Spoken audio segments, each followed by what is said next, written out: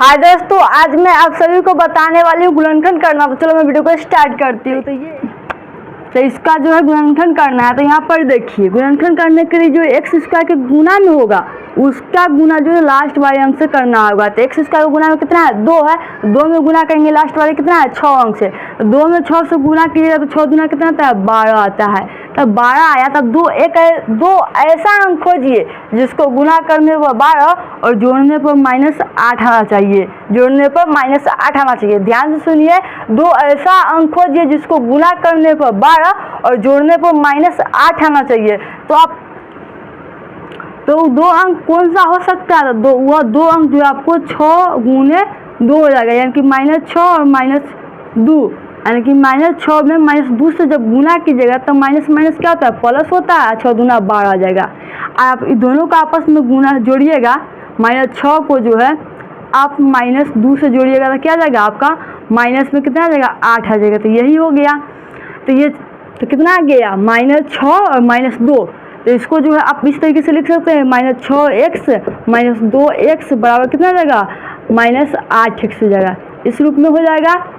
Yes, इस रूप में हो जाएगा। तो लिख लिए। आप यहाँ पर करना क्या होगा, ये देखिए, जो पहला पद है उसको ऊंचाई उतार दीजिए। 2x स्क्वायर को ऊंचाई उतारेंगे, 2x स्क्वायर के -8x के बराबर में क्या है? ये है। तो इसको उतार दीजिए। यहाँ पर लिखेंगे इसको -6x -2x प्लस है तो प्लस, फिर लास्ट में को ऊंचाई उतार दीजिए।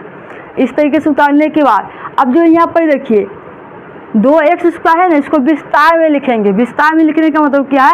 2 जो है x स्क्वायर गुना में, यानी कि 2 गुना x स्क्वायर का मतलब क्या है? 2 को x हो गया, यानी कि x गुना x हो जाएगा। फिर माइनस है तो माइनस।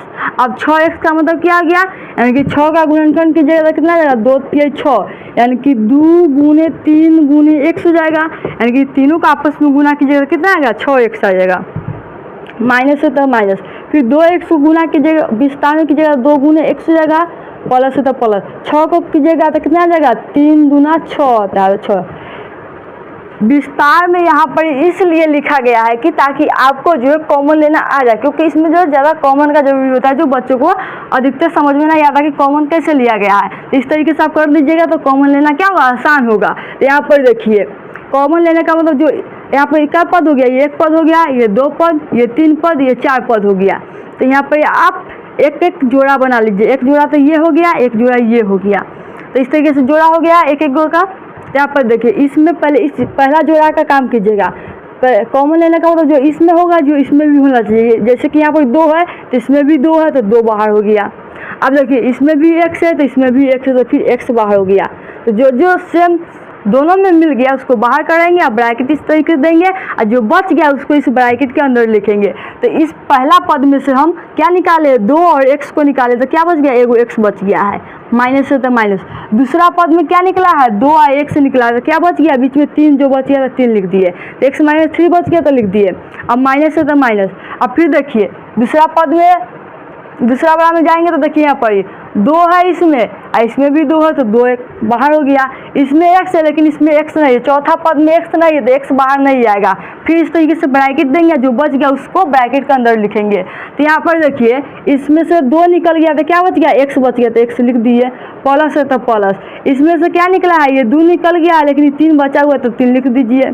अब यहाँ पर देखिए, यहाँ पर माइनस होगा क्योंकि प्लस है और माइनस में गुना होता तो माइनस आता है। अब देखिए, ये और ये क्या है? दोनों सेम है। यहाँ भी सेम है, यहाँ भी सेम, तो एक कॉमन हो जाएगा। जब 2 सेम होगा तो एक बाहर आ जाएगा।